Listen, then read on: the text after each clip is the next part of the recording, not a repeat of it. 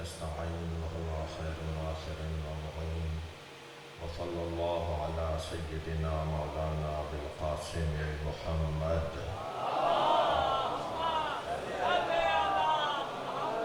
وآله الطيبين الطاهرين المعصومين الذين قال الله إنما يريد الله ليذهب عنكم الرجس أهل البيت ويطهركم تطهيرا.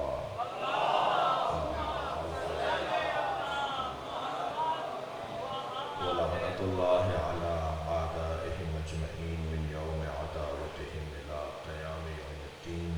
أما بعد، قال الحكيم في قرآن الكريم: بسم الله الرحمن الرحيم.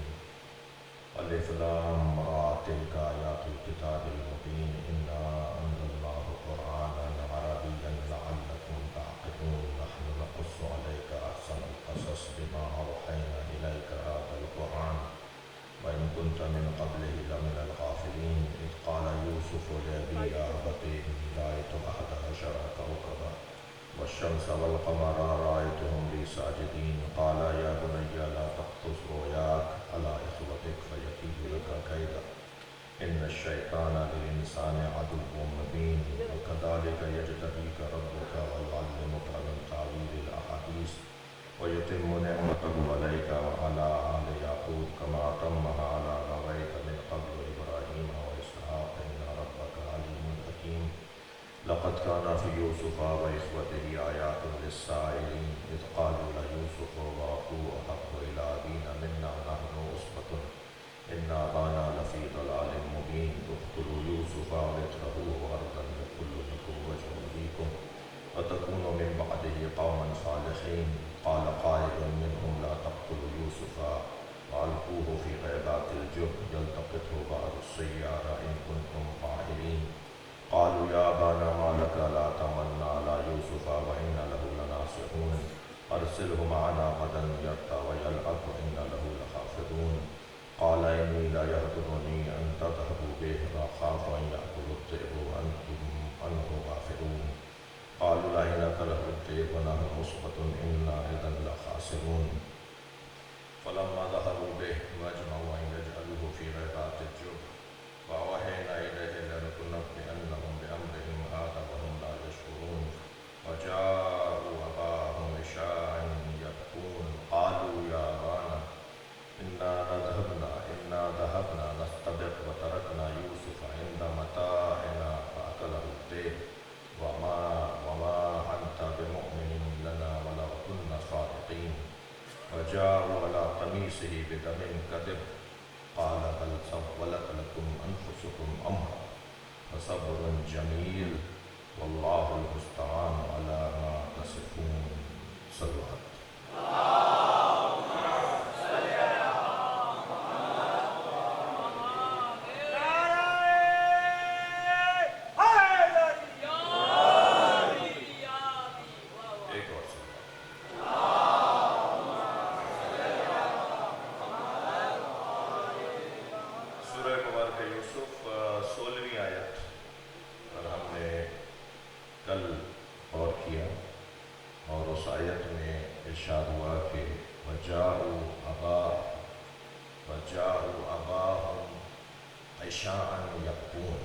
جس آیت پر کل ہم نے غور کیا کہ وہ جب اپنے بھائی حضرت یوسف کو کنویں میں پھینک آئے،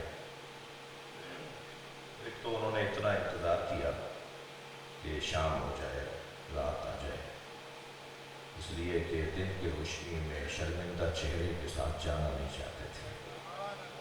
وہ رات کی تاریکی میں اس لیے بھی گئے اپنے والد کے پاس یہ خبر لے کر کہ والد بھی حضرت یوسف کی تلاش نہ کر سکیں، رات ہو جائے گی تو تلاش نہیں کر پائیں گے، اور جو ہدف اور مقصد ہے کہ کسی طرح یوسف کو دور کر دیا جائے، اس ہدف پر وہ کامیاب ہو سکیں گے۔ کل کی نشست میں، کل کی مجلس میں گریے کی ہم نے 5 قسمیں بیان کی کہ گریہ کون، کیسے، کیوں کر روتا ہے۔ ہر رونے والا ایک جیسا نہیں ہے، کافی ہے، آج کے تبرک کے لیے تو کافی ہے کہ ہر رونے والا ایک جیسا ہے. صلوات پڑھ رہے ہیں.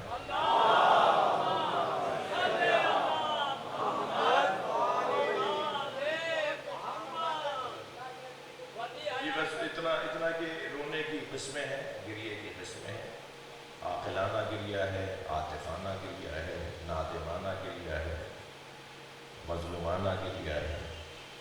اور یہ گریہ کی جو قسم ان کے ہاں تھی وہ جو یہ بھائی رو رہے تھے، وہ ان کا جو گریہ تھا وہ ایک دھوکے اور فریب سے زیادہ نہیں تھا، قول اور فعل میں تضاد تھا. گریہ سچا تھا مگر یعنی ان کا عمل گریہ کی صورت میں سچا تھا مگر ان کا قول، ان کا فعل سچا تھا مگر ان کا قول جھوٹا تھا. اور جب یہ کہہ رہے تھے کہ بھیڑیے نے بھائی کو کھا لیا، یوسف کو ایک بھیڑیے نے کھا لیا، تو یہ ان کا قول جھوٹا تھا مگر اس قول کے ساتھ جب رو رہے تھے تو وہ گریہ سچا تھا. تو قول اور فعل میں تضاد کو منافقت کہا جاتا ہے. یہ ہم نے کل کی مجلس میں بڑی تفصیل سے بات کی ہے کہ کہاں کہاں، اور قرآن میں بھی سورہ مبارکہ منافقین کا آغاز بھی اسی آیت کے ساتھ ہو رہا ہے کہ جب منافقین آ کر کہتے ہیں کہ انکا رسول اللہ، آپ اللہ کے رسول ہیں، اور اللہ کہہ رہا ہے کہ انہم لکاذبون، یہ جھوٹ بول رہے ہیں. وہ تو سچ بول رہے تھے، منافق تو سچ بولتے تھے کہ آپ رسول اللہ ہیں.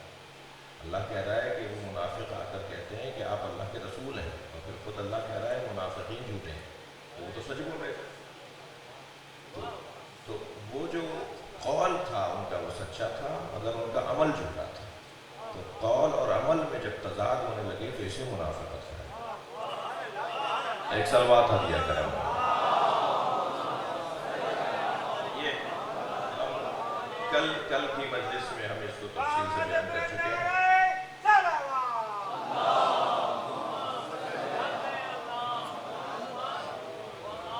بہت ہی روشن بحث تھی، بہت ہی لطیف گفتگو. مجھے توفیق ہوئی کچھ کہنے کی، اور میں ممنون ہوں جناب جاچوی صاحب کا کہ انہوں نے اس کو ذہن میں رکھتے ہوئے بھی کچھ اشعار نظم کیے. یہ قرآن سورہ مبارکہ یوسف آیت نمبر 16 میں کہ انہوں نے آ کر اپنے بابا سے عشاء کے وقت میں گریہ کرتے ہوئے آ کر یہ بتایا کہ کیا کہا، قالو یا ابانا، انہوں نے آ کر کہا بابا انا ذهبنا نستبق، ہم مقابلہ کر رہے تھے، کھیل رہے تھے. یعنی وہ کھیل جس میں مقابلہ اور مسابقہ ایک دوسرے پہ سبقت لینے والا جو کھیل ہوتا ہے وہ اللہ کو پسند ہے. اللہ صلاحیتوں میں اضافہ چاہتا ہے، اس لیے سبقت والے کھیلوں کو شریعت میں جائز قرار دیا، جس میں ایک دوسرے پہ سبقت لینے کا کھیل بھی ہو تو سبقت لینے کا کھیل. اور سبقت لینے کے جو کھیل ہوتے ہیں ان میں کھیلنے والے اپنی صلاحیتوں کو مکمل آخری حد تک جا کر اپنی صلاحیتوں کا اظہار کرتے ہیں، اور آخری حد تک جا کر اپنے صلاحیتوں کے اظہار سے مزید صلاحیتوں میں اضافہ ہوتا ہے. اکبر بھائی آپ وہاں دور بیٹھے اچھے نہیں لگ رہے، آگے کرسی آ جائے گی. آپ ایک صلوات ذرا ہدیہ کریں گے جی. تو میں جاری ہے میرا بیان کہ کہنے لگے بابا ہم گئے کل، اور بابا ہم گئے اور ہم نے رات کو کہہ رہے ہیں آ کر بابا سے کہ ہم گئے اور ہم نے نستبق، ہم نے مقابلہ مسابقے والا مقابلہ کیا. فاستبقوا الخیرات، اس آیت پر ہم غور زیادہ نہیں کیا ہم نے، کیونکہ یہ مفہوم پہلے بھی بیان ہو چکا ہے کہ انہوں نے آ کے کہا کہ بھیڑیے نے بھائی کو کھا لیا. یہ کیونکہ پیغامات پہلے بیان ہو چکے ہیں، اس آیت میں کچھ الفاظ کی تکرار ہے اور ان الفاظ کی بحث گزشتہ آیات کے اندر ہو چکی ہے، اس لیے ہم زیادہ اس آیت کے اوپر نہیں رکیں گے. ہم اس کے بعد والی آیت پر آگے غور کریں گے. مسابقہ، قرآن مجید فاستبقوا الخیرات ایک پالیسی، ایک لائے عمل، ایک دستور حیات قرآنی، وہ یہ کہ نیکی کے کاموں میں مقابلہ کرو. یعنی کھیل میں مقابلہ، میں نے ایک مجلس میں ایک بیان میں کہا تھا کہ حضرت ابو طالب 2 طرح کے مقابلے قریش کے بچوں کے درمیان کرواتے تھے، ایک کشتی کا مقابلہ اور ایک دوڑنے کا مقابلہ. کشتی کا مقابلہ جس دن ہوتا تھا مولا علی سب سے پہلے نظر آتے تھے، اور جس دن دوڑنے کا مقابلہ ہوتا تھا علی آتے ہیں. جی یہ تاریخ کا ایک صفحہ ہے.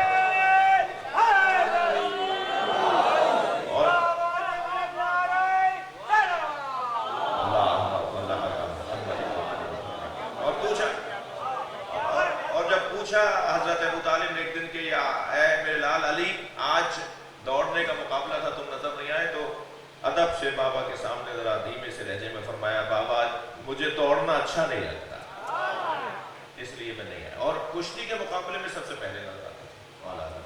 اور یہاں تک اب بات آ گئی ہے تو ایک جملہ ضرور آپ کی سماعتوں کو دیا کروں کہ حضرت فاطمہ بنت اسد نے مولا علی کا نام حیدر رکھا. علی تو اللہ نے نام رکھا نا. حضرت ابو طالب نے ایک تختی پہ 2 مصرے لکھ کر آسمان کی طرف وہ تختی اچھال دی تھی, پھینک دی تھی, اچھال دی تھی, آسمان کی طرف ڈال دی تھی. تو پھر واپس وہی تختی آئی تو اس پہ 2 اور شعر لکھے ہوئے تھے, اور وہ حضرت ابو طالب کی زمین میں 2 شعر لکھے ہوئے تھے. موضوع میرا حضرت ابو طالب نہیں ہے, ورنہ تو بحث کہاں سے کہاں جائے گی اور بات بڑی حسین ہو جائے گی اور مزید نور بڑھ جائے گا کہ اسی زمین میں, اسی بحر میں, اسی وزن میں 2 مصرے اور آئے, اور اس کا مفہوم یہ تھا کہ تم مجھ علی سے پوچھ رہے ہو کہ تمہارے بچے کا نام کیا رکھو. علی میرے نام سے مشتق نام ہے, اس بچے کا نام علی رکھو. لہذا علی الاعلیٰ سے حضرت ابو طالب نے پوچھا اور علی ابن ابی طالب نام رکھا گیا. تو یہ تو حضرت ابو طالب نے اللہ سے نام رکھوایا تھا مولا علی کا, لیکن حضرت فاطمہ بنت اسد نے مولا علی کا نام رکھا تھا حیدر. ایسے ہی ہے. حضرت ابو طالب نے ایک لقب دیا تھا اپنے بیٹے کو, میں لفظ پھر ترتیب دے رہا ہوں. علی نام اللہ نے رکھا, ماں نے حیدر, ابو طالب نے ظہیر. ظہیر اسے کہتے ہیں جس کی پشت مضبوط ہو. ظہیر زہر سے ہے نا, جس کی پشت مضبوط ہو, جو کبھی کہیں جھکے نہیں, جو کبھی کسی کے سے زیر نہ ہو, جو ہمیشہ غالب رہے, اسے ظہیر کہا جاتا ہے, جس کی پشت بہت زیادہ مضبوط ہو. تو حضرت ابو طالب جب کبھی کوئی ایسا مرحلہ آتا تھا کہ مولا علی کی ضرورت محسوس کرتے تھے اور مولا علی چاہتے تھے کہ علی میرا یہاں نظر آئے, تو فرماتے تھے اینا ظہیرنا, ہمارا ظہیر کہاں ہے. حضرت ابو طالب کا دیا ہوا لقب مولا علی کو ظہیر ہے. اور یہ سب سے پہلی مرتبہ حضرت ابو طالب نے مولا علی کو ظہیر جب کہا تھا, جب مسلسل کشتیوں کے بعد بھی علی تھکے نہیں اور بھی مبارز طلب کر رہے تھے,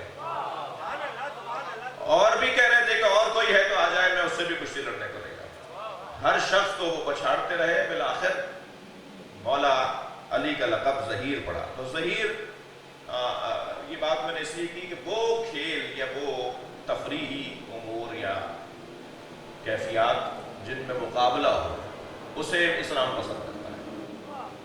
اور نیکی کے کاموں میں مقابلے کو اسلام بہت زیادہ پسند کرتا ہے. اللہ کہتا ہے کہ نیکی کے کاموں میں مقابلہ کرو ایک دوسرے کے ساتھ. ایکم احسن عملا, ہم نے موت و حیات کو کیوں قرار دیا؟ لیبلوکم ایکم احسن عملا, تاکہ ہم تمہیں آزمائیں کہ تم میں کون ہے جو بہتر سے بہتر عمل انجام. عمل کی دوڑ اللہ لگوانا چاہتا ہے. میں اس آتا سے بات کر رہا ہوں. اللہ عمل کی دوڑ لگوانا چاہتا ہے, عمل بہتر سے بہتر کر کے دکھاؤ. یہاں بھی لفظ نستبق بھائیوں نے استعمال کیا ہے, یعنی قرآن نے جو ان کے الفاظ کو نازل کیا, اللہ نے قالوا یا ابانا, انہوں نے کتاب آبا, انا ذهبنا, ہم گئے, نستبق, تاکہ مقابلہ کریں. اور ہم مقابلہ کر رہے تھے ایک دوسرے سے کہ وَتَرَكْنَا يُوسُفَ عِنْدَ مَتَاعِنَا, ہم نے یوسف کو اپنے سامان کے پاس چھوڑ دیا. سوال یہ ہے کہ یوسف کیوں نہیں گئے مقابلے کے لیے؟ حضرت یوسف ان کے ساتھ کھیل میں بھی شریک نہیں ہونا چاہتے تھے, اس لیے کہ وہ خود ایک اور کھیل کھیلنا چاہ رہے تھے. یہ مقابلے کا تو ایک ماحول بنایا ہے انہوں نے, ورنہ تو معاملہ کچھ اور تھا. ہم نے یوسف کو اپنے سامان کے پاس چھوڑ دیا, فَأَكَلَهُ الذِّئْبُ, تو بھیڑیا یوسف کو کھا گیا. اب اس کے بعد والا آیت کا حصہ, وَمَا أَنْتَ بِمُؤْمِنٍ وَمَا أَنْتَ بِمُؤْمِنٍ لَنَا وَلَوْ صادقین، اگرچہ ہمیں پتا ہے کہ ہم سچ بھی بولیں تو آپ یقین نہیں کریں گے.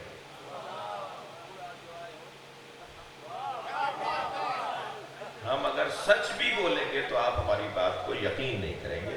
وہ جانتے تھے کہ معاملہ کچھ اور ہے، اور بابا جانتے ہیں، بابا اسی لیے یوسف کو ہمارے ساتھ نہیں بھیج رہے تھے.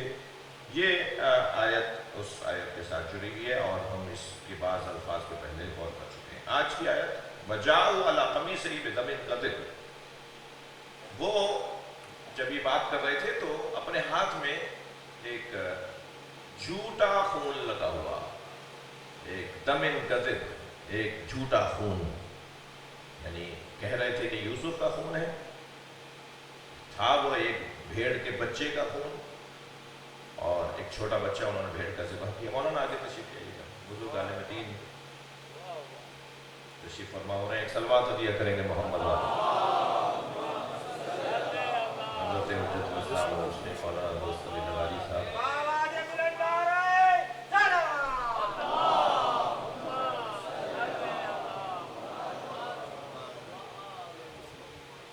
قرآن کہہ رہا ہے کہ اللہ کا کلام کہ جاؤ علی قمیص، اللہ قمیص ہی، وہ حضرت یوسف کی قمیص کو لکھ رہا ہے. اچھا، حضرت یوسف کی قمیص تو ان کے بدن پہ رہ گئی تھی، پھر یہ کون سی قمیص ہے؟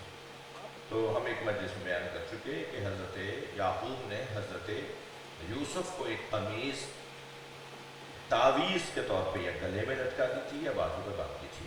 اور وہ قمیص جو حضرت یوسف، توجہ سے بسم اللہ، وہ جو قمیص حضرت یوسف پہنے ہوئے تھے وہ قمیص انہوں نے اتاری، جس پر انہوں نے فرمایا کہ مجھے عریان نہیں کرو، میری قمیص نہیں اتارو. پھر انہیں حضرت یوسف کو توجہ ہوئی، یاد آیا کہ میرے بابا نے ایک قمیص جو میرے گلے میں لٹکائی تھی، میرے بازو پہ باندھی تھی، یہ قمیص اسی وقت کے لیے باندھی تھی. اس قمیص کو کھول کر حضرت یوسف نے پہن لیا، اور وہ قمیص حضرت یوسف پر پوری اتری. اور یہ وہی قمیص ہے جو حضرت ابراہیم کے لیے آئی تھی جب انہیں آگ میں پھینکا گیا تھا. پھر ان کے بیٹے حضرت اسحاق کے پاس امانت آئی، پھر ان کے بیٹے حضرت یعقوب کے پاس آئی. حضرت یعقوب نے حضرت یوسف کو دی. حضرت یوسف سے یہ قمیص دوبارہ حضرت یعقوب کے پاس آئی. آگے والی آیات بتائیں گی کہ جب ان کی آنکھوں کا نور پلٹا، یہ وہی قمیص آئی تھی جس کو ان کی آنکھوں پہ ڈالا گیا، ان کے چہرے پہ ڈالا گیا تو وہ آنکھیں دوبارہ سے ان کی بحال ہو گئی. پھر حضرت یعقوب کے اور بیٹے جن کے جو اجداد ہیں حضرت عیسیٰ علیہ السلام کے، حضرت عیسیٰ خود حضرت یعقوب کی نسل میں سے ہیں. یعنی حضرت یعقوب کے بیٹے حضرت اسحاق کے بیٹے حضرت یعقوب، اور حضرت اسحاق کی نسل سے حضرت عیسیٰ، اور حضرت اسماعیل کی نسل سے اللہ نے ایک ہی نبی بنایا جسے محمد مصطفیٰ کا ہے. یعنی حضرت ابراہیم کے دو بیٹوں میں ایک حضرت اسماعیل اور ایک حضرت اسحاق. حضرت اسحاق سے تو 600 سے زیادہ نبی ہوئے. حضرت ابراہیم کے حضرت اسحاق کی نسل سے 600 سے زیادہ انبیاء بنی اسرائیل کہلائے انبیاء ہوئے. لیکن حضرت اسماعیل کی نسل سے صرف ایک ہی نبی ہوئے، اور وہ نبی خاتم الانبیاء، ہمارے آخری نبی.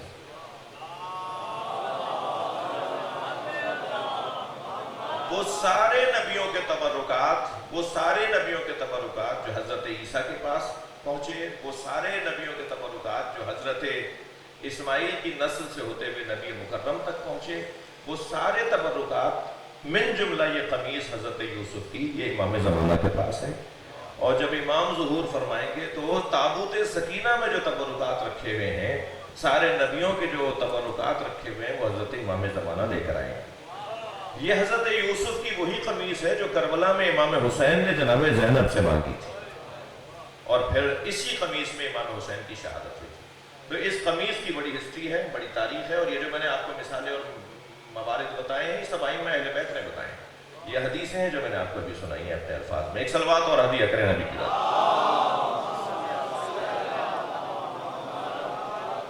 جب انہوں نے کہا آ کر جا بابا کے سامنے قمیص رکھی ہے جس کے اوپر خون لگا ہوا تھا، قالا، تو حضرت یعقوب نے کہا بل سولت لکم انفسکم امرا، یہ جو تم کہہ رہے ہو کہ یوسف کو بھیڑیے نے کھا لیا اور اس کی یہ قمیص ہے جس میں بھیڑیے کے کھانے کی وجہ سے خون لگا ہوا ہے، میں اس پر کوئی تبصرہ نہیں کروں گا.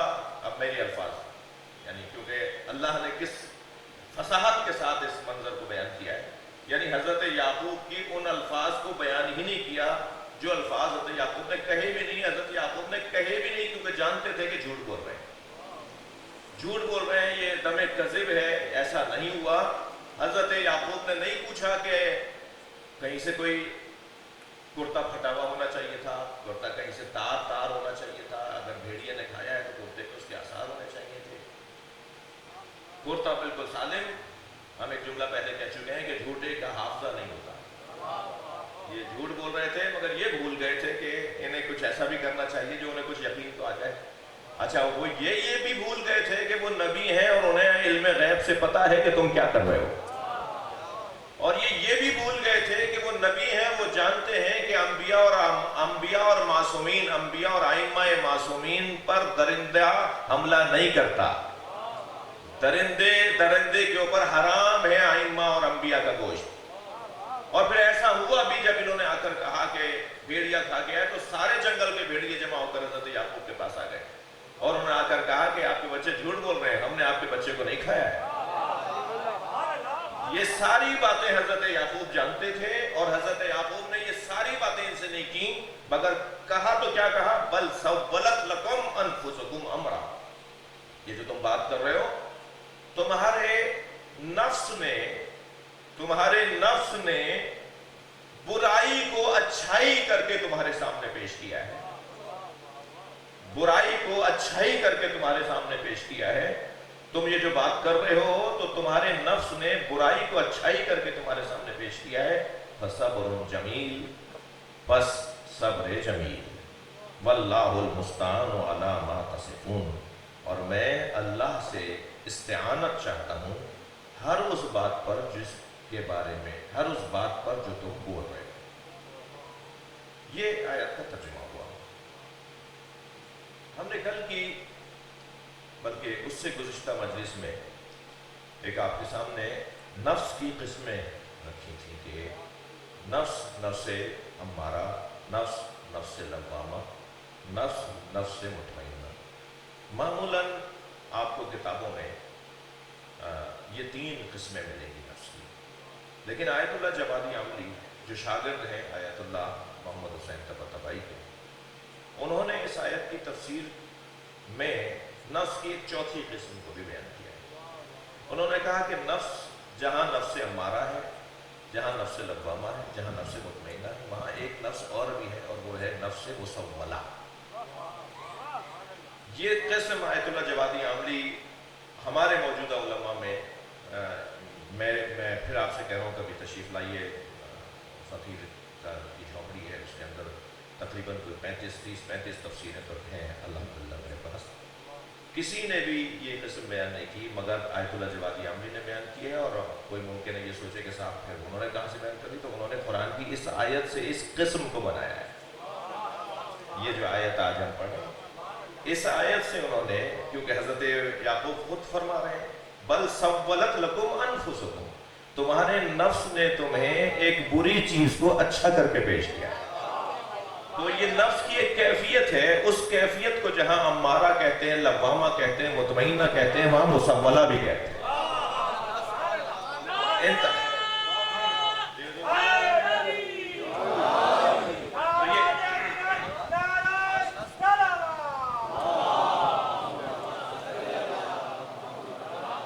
پھر انہوں نے اس آیت کی آدھی تفسیر تو, یعنی اس آیت کے بارے میں آدھی گفتگو تو آیت اللہ جوادی عاملی نے, یہ بھی سن کے آپ کو خوشی ہوگی کہ اس وقت ہمارے ہاں سب سے بڑا فلکیات کا ماہر عالم, ریاضیات کا ماہر عالم اور فلسفے کا سب سے بڑا عالم اگر کوئی ہے تو آیت اللہ جوادی عاملی ہے. یہ وہی ہیں جن کے پاس آیت اللہ خمینی نے جن کو آیت اللہ خمینی نے گورباچوف کے نام خط لکھ کر دیا تھا کہ جا کے انہیں اسلام کا پیغام دو. اگر انہوں نے کمیونزم کو نہیں چھوڑا تو کمیونزم انہیں میوزیم میں ملے گا, شہروں میں نہیں ملے گا. کمیونسٹ ایک مملکت اور یہ نظریہ جو ہے یہ تمہیں پھر میوزیموں میں اور عجائب گھروں میں ہی ملے گا. اور ایسا ہوا, اور وہ جو لے کر گئے خط آیت اللہ خمینی کا, جو صاحب لے کر گئے تھے, جو شخصیت لے کر گئے تھے, وہ آیت اللہ جوادی عاملی ہیں, جو اس وقت تقریباً 90 سال کے ہمارے بزرگ عالم دین ہیں، اور ابھی وہ سورہ مبارکہ توبہ پہ پہنچے ہیں، تو 55 جلدیں ہو چکی ہیں۔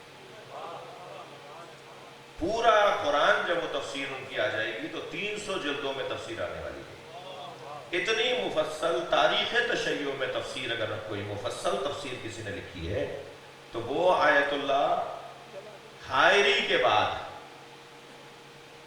لاہور والے حائری، آیت اللہ علی حائری، آیت اللہ حائری کے بعد کہ جن کی 350 جلدوں پہ تفسیر ہے، یعنی پوری دنیا تشیع میں سب سے مفصل تفسیر اگر لکھی گئی ہے تو وہ لاہور میں لکھی گئی ہے۔ 350 جلدوں میں جا کر اس بلا تشبیہ یہ قرآن کا نسخہ ہے، اس سائز میں جو جلدیں بنی ہیں اس کی وہ 350 بنی ہیں۔ اور ابھی 25% قرآن کی تفسیر آیت اللہ جوادی عاملی نے کی ہے، تو تقریباً 55 جلدیں اس سائز کی آیت اللہ جوادی عاملی کی بن چکی ہیں۔ وہ جو اندازہ ان کا دفتر بتا رہا ہے، ان کے شاگرد بتا رہے ہیں کہ 300 جلدوں میں آیت اللہ جوادی عاملی کی تفسیر آئے گی، مکمل جب ہو جائے گی، چھپ جائے گی، چھپ چکی ہے، بیان تو پورا کر چکے ہیں، وہ بیان کر چکے ہیں، ان کا درس تفسیر کا جو ہے درس خارج ہے، یعنی وہ درس تفسیر قرآن، درس خارج تفسیر قرآن میں، قرآن کا درس خارج ہے۔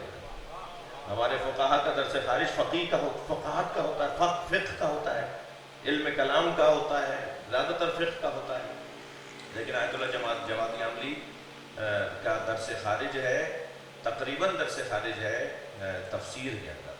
تو 300 جلدیں وہ، اور میں نے آپ کو سن کے خوشی ہوئی آیت اللہ علی حائری اور ان کے والد کی مغفرت کے لیے، اور ان بزرگوں نے جو کام کی ہے، محنت کی ہے، میرے بھائی بیٹھے ہیں، ان کی وجہ سے نہیں، ہم مکمل اس گفتگو جب تفسیر کی بات آتی ہے تو اس بر صغیر کے اندر ہمارے دور میں ممبر کی نشست پر اور ممبری زبان میں اگر سالم تفسیر قرآن کی قرآن سے تفسیر اگر کسی نے بیان کی تو وہ ایک بڑا روشن واضح پہلا نام آیت اللہ علامہ طالب جوہری کا ہے۔ قرآن کے بارے میں ہمارے لیے یہ گمان اور یہ خیال کہ ہمارے ہاں قرآن کے حوالے سے کام کم ہوا ہے، ہمارے ہاں قرآن پر کام نہیں ہوا، ہم نے اپنا کیا ہوا کام پیش نہیں کر پائے، جو ہمارے بڑوں نے کام کیا قرآن کے اوپر وہ ہمیں پیش نہیں کر پائے۔ میں ابھی دعویٰ نہیں کر رہا، 8-10 لوگوں سے زیادہ شاید کوئی یہاں پر تشریف فرما نہ ہو جنہوں نے یہ بھی سنا ہو کہ آیت اللہ حائری نے 350 جلدوں کی ان کی تفسیر ہے۔ لوامع التنزیل، صلوات پڑھیں ذرا محمد وآلہ۔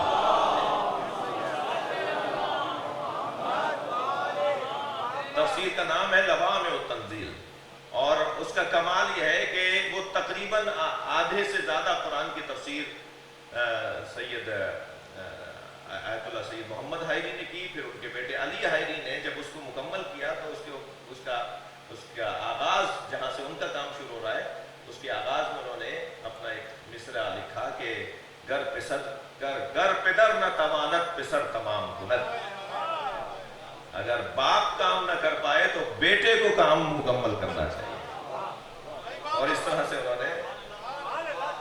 سے انہوں نے وہ تفسیر مکمل کی، اور اب وہ تفسیر الحمدللہ آثار بر صغیر کا ادارہ جو اس وقت خود میں ہے، مولانا طاہر عباس اعوان کا ادارہ، وہ ادارہ اس کو مکمل چھاپنے کی تیاری میں ہے، اور اب تک شاید 100 سے زیادہ جلدیں وہ چھاپ چکے ہیں، جو تقریباً 350 جلدوں میں جا کر، اور یہ تفسیر جس سے زیادہ تر میرا ذوق جس تفسیر سے جڑا ہوا ہے، سیدھی بات کر رہا ہوں، میری مجلسوں میں زیادہ اثر اسی تفسیر کا ہے، آیت اللہ جوادی عاملی کی تفسیر کا، تو ان کی تفسیر جب مکمل آ جائے گی تو وہ 300 جلدوں میں آئے گی۔ اللہ ان مفسرین قرآن اور قرآن کے خادمان نے قرآن کے خادموں کی صحت و سلامتی اللہ سے دعا کریں، اور جو رحلت کر گئے ان کی مغفرت کی دعا کریں، صلوات کی صورت۔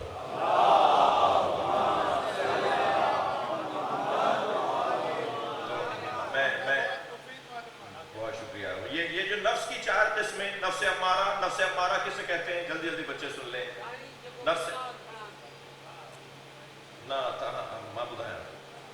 نفس امارہ یعنی جس کا کام برائیاں کرنا جس کا، نفس لوامہ جو برا کر کے پشیمان ہو جاتا، اسے نفس لوامہ کہا جاتا ہے، ملامت کرنے والا نفس، اندر سے آواز آتی ہے کہ تم نے برا کام کیا۔ نفس مطمئنہ تو کائنات میں اللہ نے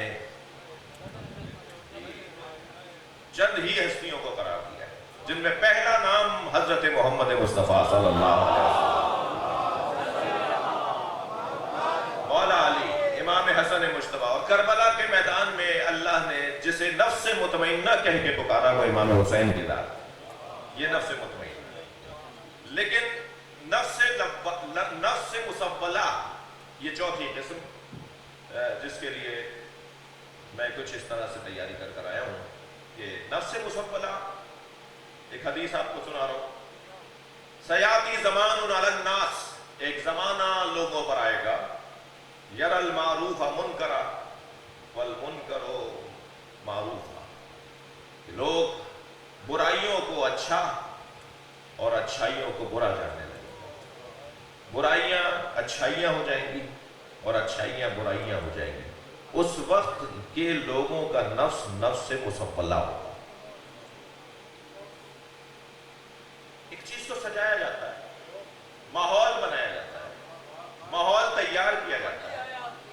جب کسی چیز کا ماحول تیار کر کے کسی چیز کو سجا کر پیش کیا جائے، وہ کچھ اور دکھائی کچھ اور دیتا ہو، حقیقت میں کچھ اور ہو اور ظاہر میں کچھ اور ہو، جب یہ کیفیت ہونے لگے معاشرے کے اندر، اور پھر ان برائیوں کو اچھا سمجھ کر، ان زشتیوں کو خوبیاں سمجھ کر، ان کثافتوں کو طہارت سمجھ کر اپنانے لگے لوگ، تو پھر ان لوگوں کا نفس ہوگا نفس مسولہ۔ میں ایک جگہ سے گزر رہا تھا، راستے میں سانپ بیٹھا ہوا تھا، میرے بڑھتے ہوئے قدم رک گئے، میں سوچنے لگا یہ موذی ہے، حملہ کرے گا۔ ابھی کھڑا سوچ رہا تھا کہ کچھ لوگوں نے تبصرے شروع کر دیے، دیکھو مولانا کو سانپ سے ڈر رہے ہیں، وہ دیکھو وہ سانپ بیٹھا ہے، وہ ڈرے کھڑے ہیں۔ اب میں سوچنے لگا میں کسی کے چڑھانے میں آؤں یا عقل مندی کا ثبوت دوں۔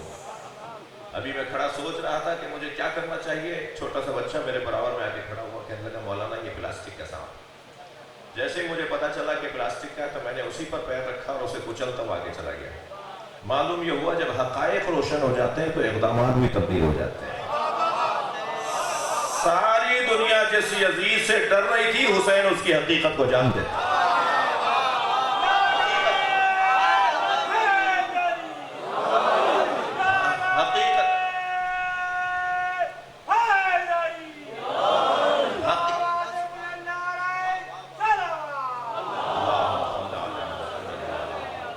حقیقت کچھ اور ہو، دیکھنے میں کچھ اور آتا ہو، اور پھر جو دیکھنے میں آتا ہو اس کے مطابق عمل کرنے والا نفس نفس مسولہ ہے۔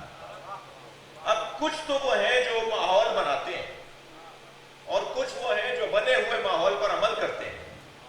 اب ممکن ہے کہ میری اب تک کی گفتگو سے کوئی جوان یہ سوال کر بیٹھے کہ مولانا ہمارا کیا قصور ہے، ہمیں تو ایک سجی ہوئی چیز ملی ہے، ہمیں تو ایک بگڑی ہوئی چیز سجا کر میں پیش کی گئی ہے، ہم تو اسی کو اچھا سمجھ رہے ہیں۔ تو بھائی یہی جاننا کہ کون سی چیز کیا ہے، اسی کو تو بصیرت کہا جاتا ہے۔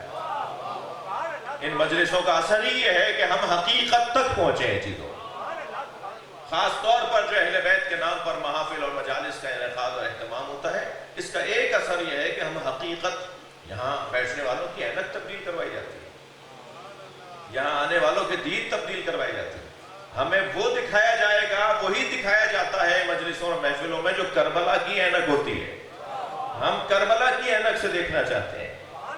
میں کیونکہ بچے بھی بیٹھے ہیں اور خطابت کا حصہ بھی ہے کہ ذرا تفریح، ممبری تفریح بھی رہے، سرخ شیشوں کی اینک لگا لیں گے نا تو شلجم بھی چوقندر نظر آئے گا۔ کربلائی اینک لگا لو تاکہ تمہیں وہ نظر آئے جو حقیقت ہے۔ جی وہ بہت سارے لوگ باہر جا کر ایک مرتبہ عجیب و غریب ماحول وہاں سے لے کر آ جاتے ہیں، علامہ اقبال واپس آ کے غور انقلابی ہو گئے۔ کیوں؟ اس لیے کہ انہوں نے جو اینک لگائی ہوئی ہے وہ اپنے شعر میں ہی وہ کہہ چکے کہ خیرہ نہ کر سکا مجھے جلوہ دانش فرنگ، سرما ہے میری آنکھ کا خاک مدینہ و نجف۔ اپنی آنکھوں میں مدینہ و نجف کی خاک کا سرما لگا لو تو پھر تم مدنی آنکھوں سے دیکھو گے اور نجفی آنکھوں سے دیکھو گے، اور جب مدنی اور نجفی آنکھوں سے دیکھتا ہو تو پھر اسے حقیقت نظر آتی ہے۔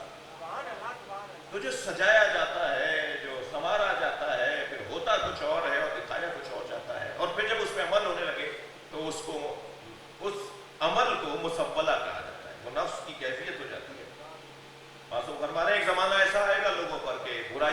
اچھائیاں اور اچھائیاں برائیاں رہیں۔ یا خود قرآن مجید میں ارشاد ہو رہا ہے ہم یحسبون انہم یحسنون صنعا، وہ یہ گمان کرتے ہیں کہ ہم اچھا کر رہے ہیں، جبکہ وہ برا کر رہے ہوتے ہیں، وہ اچھا نہیں کر رہے ہوتے۔ اس مسئلے کا حل کیا ہے بھائی؟ یہ تو بڑی آپ نے مولوی صاحب آج ہمیں مشکل میں ڈال دیا کہ قدم قدم پر ہم پریشانیوں کا سامنا کریں گے، ہم کچھ ایسا کر بیٹھیں گے جو ہمیں نہیں کرنا چاہیے۔ ہمیں تو ٹیسٹ بحال کروایا جا رہا ہے برائیوں کا، ذائقے بحال کروائے جا رہے ہیں برے کاموں کے، تو پھر ہم کہیں ایسا نہ ہو کہ ہم اس کام میں مبتلا ہو کر اپنا ہی نقصان کر رہے ہو اور ہمیں پتہ بھی نہ چل رہا ہو۔ تو کیا طریقہ ہے جو عرفاء نے، اہل دل نے اس کا طریقہ بیان کیا ہے، وہ ہے استغفار، مسلسل اپنے اللہ سے رابطہ۔ جب اپنے اللہ سے مسلسل رابطہ ہوگا، توجہ، تو پھر اللہ توفیق دے گا کہ وہ آنکھیں کھلیں گی جو دل کی آنکھیں ہوتی ہیں۔ چشمے سر سے دیکھنے والے اور ہوتے ہیں، چشمے جان سے دیکھنے والے اور ہوتے ہیں۔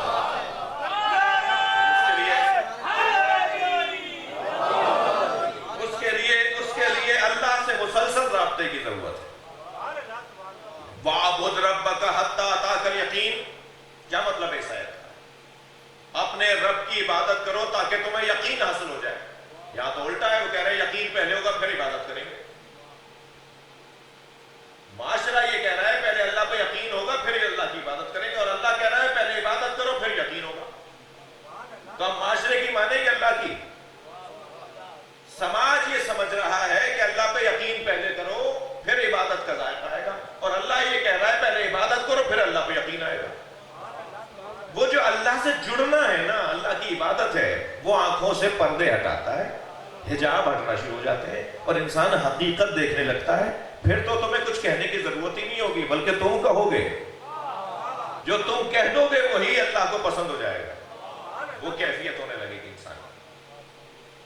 تو یہ نفس مسولہ، جس کے لیے پھر قرآن نے اس انداز سے اور ہمارے رہنمائی کی کہ وَنَفْسٍ وَمَا سَوَّاهَا فَأَلْهَمَهَا فُجُورَهَا وَتَقْوَاهَا، نفس کی ایک کیفیت کہ جب اس کو فجور سے سجایا جائے، کہ جب اسے تقوی سے سجایا جائے، جب اسے فجور سے سجایا جائے گا اور اسے سنوارا جائے گا، گناہوں سے سجایا جائے گا، تو وہ نفس جو ہے نفس مسولہ ہو جائے گا، اور جب اسے تقوی سے سجایا جائے گا تو وہ نفس جو ہے وہ نفس لوامہ ہو جائے گا اور نفس مطمئنہ کا پیروکار ہو جائے گا۔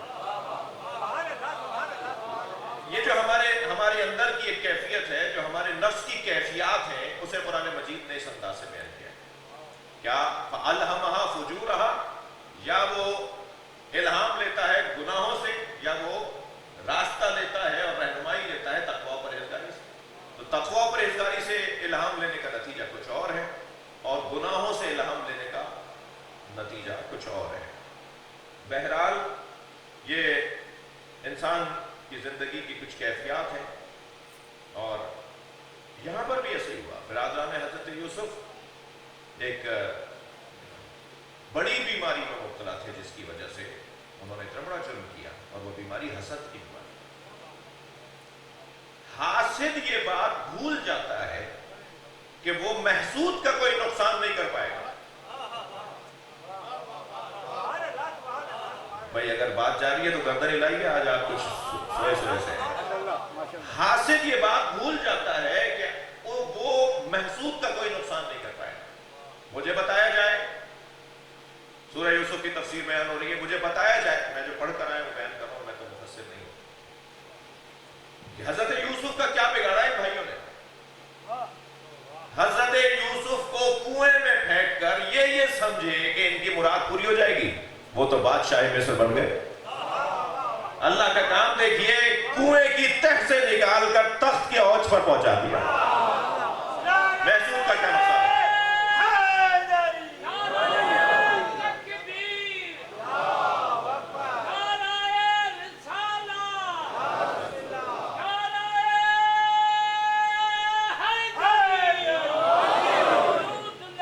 بلندر صلوات پڑھیں۔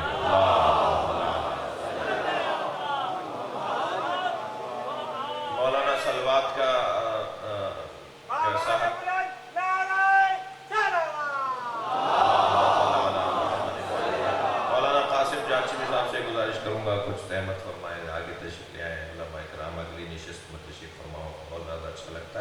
ایک صلوات پڑھتے ہوئے مولانا تشریف فرما ہو رہے ہیں۔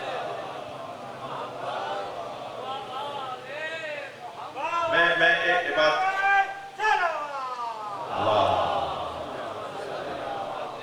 کیا بگاڑا، کیا نقصان ہوا حضرت یوسف کا؟ بھائیوں نے حضرت یوسف کے ساتھ جو کچھ کیا، کیا ان کو کچھ ملا؟ کیا اپنے والد کے قریب آ گئے؟ کیا حضرت یعقوب نے ان سے پیار بڑھا دیا جس کی وجہ سے حضرت یوسف کو انہوں نے کنویں میں پھینکا؟ نہ حضرت یعقوب کے وہ پیارے ہوئے، نہ ان کے قریب ہوئے، نہ حضرت یوسف کا کوئی کچھ بگاڑ سکے۔ ادھر زلیخا نے حضرت یوسف کو زندان میں ڈلوا دیا، تو کیا زندان میں ڈلنے سے حضرت یوسف کا کچھ بگڑا؟ بلکہ حضرت یوسف تو زندان میں گئے تو لوگوں کو آزادی دلوانے لگے، وہاں قیدیوں کے خوابوں کی تعبیر بتائی، اور پھر وہ جب باہر آزاد ہو کر گئے اور بادشاہ کے خواب کی تعبیر پوچھنے آئے اور بتایا، اور پھر وہ کہاں سے کہاں تک قصہ پہنچ گیا۔ تو کبھی بھی محسود کو حاسد کے حسد سے کوئی نقصان نہیں ہوتا، محسود کی تو عزت میں، احترام میں، تعظیم میں اضافہ ہوتا ہے۔ اب قرآن کی ایک حسین ترین آیت، جو ساری آیتیں حسین ہے، ایک آیت جو میرے مضمون میں اس وقت ہے، میرے مولا سے پوچھا گیا، مولا علی یہ فرمائیے اس آیت کا کیا مطلب ہے؟ ام یحسدون الناس علی ما آتاہم اللہ من فضلہ فقد آتینا آل ابراہیم الکتاب والحکمہ وآتیناہم ملکا عظیما۔ کچھ لوگ ان لوگوں سے حسد کرتے ہیں جنہیں اللہ نے اپنے فضل سے عطا کیا ہے، اور ہم نے آل ابراہیم کو کتاب و حکمت اور ملک عظیم عطا کیا ہے۔ مولا وہ کون لوگ ہیں کہ جن سے کچھ لوگ حسد فرماتے ہیں؟ تو مولا نے اپنے سینے پہ ہاتھ رکھ کے فرمایا، نحنو محسودون الذین فی الآیہ، آیت میں جن محسودوں کا تذکرہ ہے وہ ہم اہل بیت ہیں۔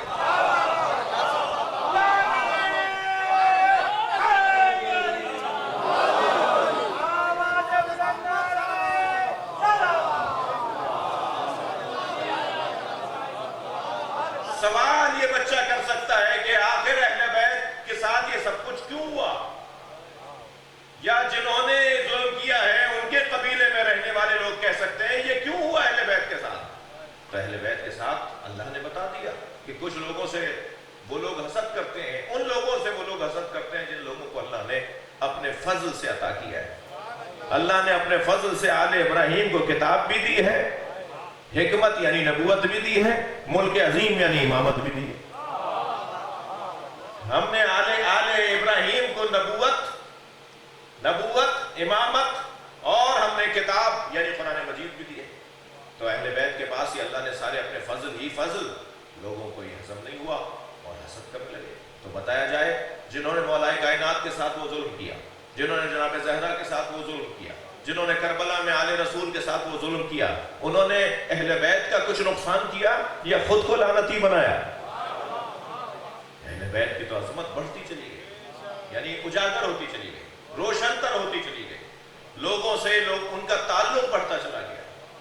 اور آج دنیا میں سب سے زیادہ جو اہل بیت، سب سے زیادہ لوگ جن سے پیار کرتے ہیں وہ اہل بیت ہیں۔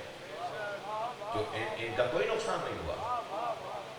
ہدایت کا رستہ، ہدایت کا چراغ، ہدایت کا ذریعہ، لوگوں کی ہدایت کا سبب بنے، اور آج ان کی وجہ سے لوگ، آپ دیکھیے ماضی میں بھی سب سے زیادہ جس ذات اور جس شخصیت پہ لوگ ہدایت پاتے تھے وہ جناب زہرا کی ذات، اور آج بھی سب سے زیادہ جو لوگ ہدایت یافتہ ہو رہے ہیں وہ سیدہ کے نام پہ، اور آغاز جناب زہرا سے ہو رہا ہے حسد کا۔ سب سے پہلا ظلم بعد از مصطفیٰ صلی اللہ علیہ وآلہ وسلم اگر ہوا ہے تو حضرت محسن کی شہادت کی صورت میں۔ قرآن یہ کہہ رہا ہے کہ ان کا نفس مسولہ ہو گیا تھا۔ حضرت یعقوب نے کہا تمہارے نفس نے تمہیں برائی کو اچھا کر کے پیش کیا ہے۔ دیکھیے حادثہ دو چیزوں کو لے کر آتا ہے، مصیبت، حادثہ، ایک تو پریشانی اور مشکلات کو لے کر آتا ہے، اور دوسرا صبر، تحمل،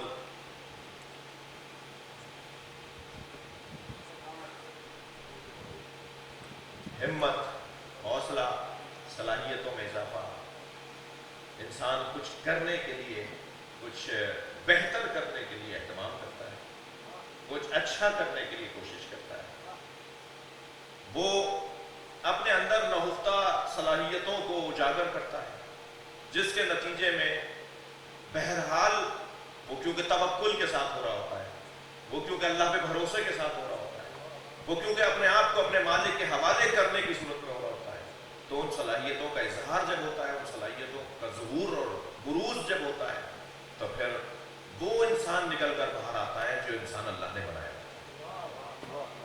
اللہ نے جو انسان، اسی لیے ہم بچوں کی صلاحیتوں کو اگر محسوس کر جائیں اور جان لیں کہ اللہ نے کیا صلاحیتیں اس کے اندر رکھی ہیں، تو شاید ہم اپنے بچوں سے آئندہ مملکتوں کو اور اپنے آئندہ کے زمانوں کو سنوار سکیں. یہ بہرحال وقت گزر گیا. حضرت یعقوب نے ان بھائیوں کے اس عمل کے اوپر فرمایا کہ یہ تمہارا کام تمہارے نفس نے اسے مسولہ کر کے پیش کیا. فصبر جمیل، میں بس یہ نہیں کہا میں صبر کروں گا، کہا صبر جمیل، صبر ہی جمیل ہے. حضرت یعقوب کی زندگی میں وَبِيَضَّتْ عَيْنَاهُ، پہلے تو وہ ایک لوحہ پڑھتے تھے حضرت یعقوب، شہر سے باہر شجرۃ الوداع پہ جا کے تشریف فرما ہوتے تھے، روزانہ اپنے گھر سے نکل کے جاتے تھے. آگے کی آیات میں بھی اس کا تذکرہ تفصیل کے ساتھ ہے. اور شجرۃ الوداع پر بیٹھ کر وہ درخت کے جس کے بعد شہر ختم ہو جاتا تھا، شہر کا آخری تھا یا آبادی کا آخری تھا، آبادی جہاں تمام ہو جاتی تھی وہاں اس درخت کے پاس بیٹھ جاتے، اور وہیں سے رستہ بھی شہر سے باہر نکل رہا ہوتا تھا. اس درخت پر بیٹھ جاتے تھے اور وہاں بیٹھ کر ایک نوحہ پڑھتے تھے، اور نوحہ پڑھتے تھے یا اسفا علی یوسف، اور یہ کہہ کر حضرت یعقوب اپنے زانو پر ہاتھ مارتے تھے. مولانا مودودی نے، تو میں اتفاق سے دوبارہ کل کی تفسیر کو دیکھ رہا تھا، مولانا مودودی نے تو مختلف غیر مسلموں کی کتابیں، جو غیر مسلم جو الہی اور آسمانی ادیان کے ماننے والے ہیں، جیسے عیسائی، جیسے یہودی، ان کی کتابوں کے کچھ حوالے دیے کہ ان کی کتابوں میں لکھا ہوا ہے کہ حضرت، چونکہ ظاہر ہے حضرت یوسف اور حضرت یعقوب کا جو واقعہ ہے وہ جہاں قرآن کا واقعہ ہے وہاں تورات اور انجیل اور زبور کے واقعات نہیں ہیں، ان کے واقعات نہیں ہیں. مولانا مودودی نے اپنی تفسیر تفہیم القرآن کے اندر اس کو لکھا ہے کہ باقاعدہ ماتم کا لفظ لکھا ہے. مولانا مودودی نے باقاعدہ ماتم کا لفظ لکھا ہے کہ وہ روزانہ جاتے تھے شجرۃ الوداع پہ جا کے بیٹھ جاتے تھے اور حضرت یعقوب ماتم کرتے تھے، اور جو جملہ کہتے تھے ماتم کرتے وقت وہ یہ قرآن کی آیت ہے یا اسفا علی یوسف، یا اسفا علی یوسف، ہائے یوسف، ہائے یوسف، یہ کہہ کر حضرت یعقوب ماتم کرتے تھے. اب ماتم وہ پھر لکھا کہ دانوں پر ہاتھ مارتے تھے، سر پر ہاتھ مارتے تھے، سینے پہ ہاتھ مارتے تھے، اور یہ ایک دو دن کا عمل نہیں تھا ان کا، یہ روزانہ کا عمل تھا. اور یہ عمل کسی امتی کا نہیں ہے جو کہہ دیا جائے کہ شریعت سے باہر ہے. یہ عمل ایک نبی کا عمل ہے، اور یہ اس نبی کا عمل ہے جس کے واقعے کو اللہ نے احسن القصص کہا ہے. تمہارے لیے سبق آموز واقعہ ہے. صلوات پڑھیں محمد و آلہ.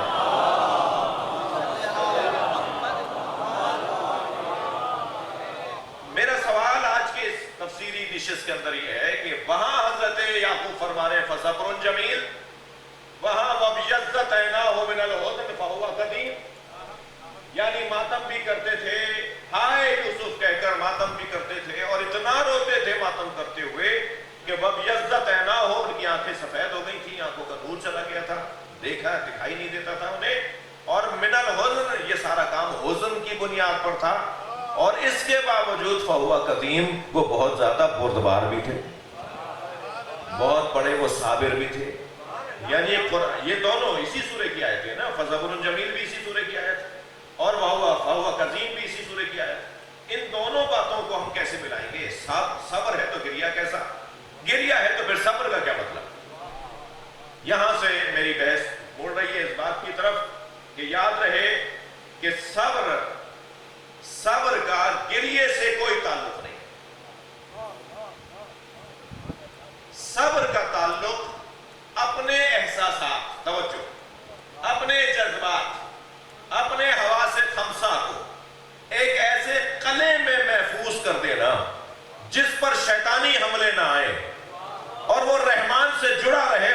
साबिर कहा जाता है, मगर इससे कोई ताल्लुक गिरिए का नहीं। वो जो कले तौहीदी के अंदर अपने एहसासात और जज्बात, अपने हवास को महफूज करके बैठा हुआ है, तौहीदी कले के अंदर, तौहीदी कले के अंदर जो अपने एहसासात और जज्बात को महफूज करके बैठा है, वो साबिर है, मगर वहीं बैठा बैठा रो भी रहा है, उसे याकूब कहा जाता है।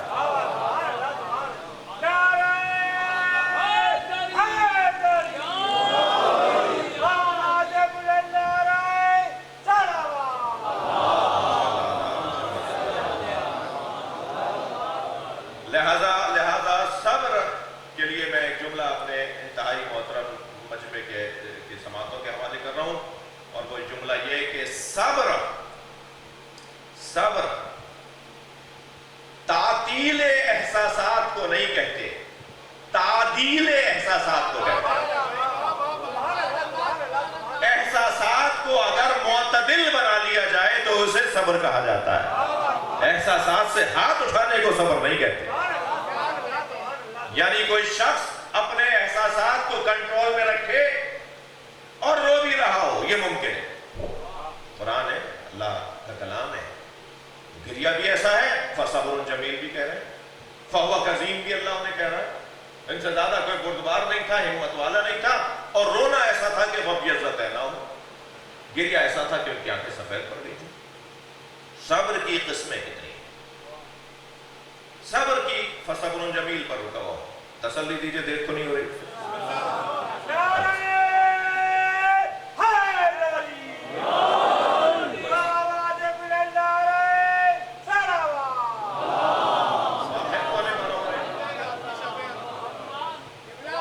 कुरान का महीना है, अगर आप बर्दाश्त फरमाएं तो मैं एक सलवात सुना दिया करें।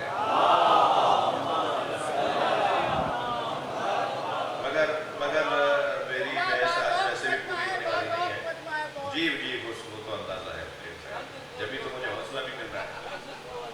और मैं जी मैं आप सबका ममनून हूँ। आपने मुझे आज 9वें दिन भी बर्दाश्त फरमाया है, और एक दिन की और बात रह गई है, कल इंशाल्लाह और परसों इंशाल्लाह अभी जश्न है, उसमें भी शिरकत फरमाएंगे। तो बहरहाल तफसीली बयान कल मुकम्मल होगा मेरे हिस्से का। मुझे इजाज़त दें कि मैं, क्योंकि कुरान मजीद में सब्र और सलात से, वस्ताईन बिस्सब्र वस्सलात, सब्र और सलात से मदद मांगने का हुक्म है। तो सब्र क्या है और सलात क्या है, इसकी बड़ी हसीन तफसीर की है हमारे बुजुर्गों ने।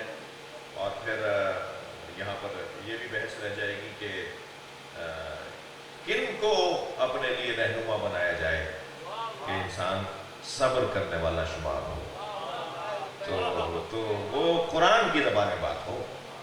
कुरान की ज़बान में मसलन मैं अगर ये कहूँ कि अहले बैत को, मैं कहता हूँ, मसलन मैं कह रहा हूँ कि अहले बैत को अपने लिए नमूने अमल और मिसाल और आइडियल और रहनुमा और पेशवा करार दिया जाए, तो बड़ी बड़ी मुसीबतों में हम सब्र करके गुजर जाएंगे।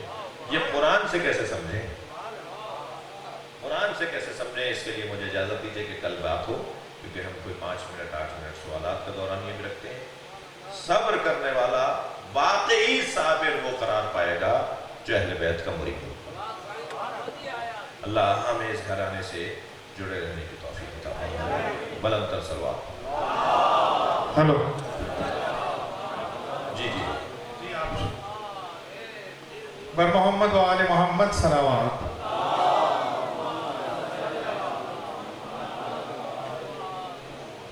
क़िबला की दराज़ी उम्र के लिए एक दफ़ा बुलंद सलावत पढ़ दीजिए।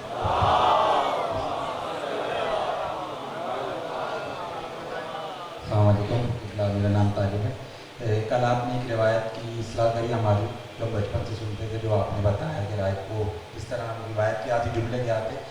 इसी से रिलेटेड कल रात मेरे जहन में एक सवाल आया कि रिवायत बहुत मशहूर है मौला अली से रिलेटेड, कि एक मुशाहिद मौला के पास आया और वो मौला से कहता है कि नाउज़ुबिल्लाह आप खुदा हैं, तो मौला उसे अपनी तलवार से उसके 2 टुकड़े करते हैं और दोबारा जिंदा करते हैं। यह अमल 40 दफ़ा होता है जो जुमले हम सुनते हैं दाखिलीन से। तो मेरा सवाल ये है कि मौला मतलब क्या एक जाहिल आदमी मौला के सामने कि मौला उसके साथ बहस हो रही है, मौला तो एक जुमले में इस्लाह कर सकते हैं, तो ये रिवायत की रोशनी क्या है? क्या मतलब इसके भी जुमले कुछ हम अलग सुनते हैं, किसी और तरीके से रिवायत है? کہ مولا ایک جاہل آدمی مولا کے سامنے مولا کی دیر کھڑے رہیں گے، اس کو 40 دفعہ سجدہ کریں گے تو سمجھائیں گے. تو اس کی تھوڑی روشنی کر دیں. اور دوسرا یہ بس ایک سوال اور کل بھی آپ نے کیا تھا.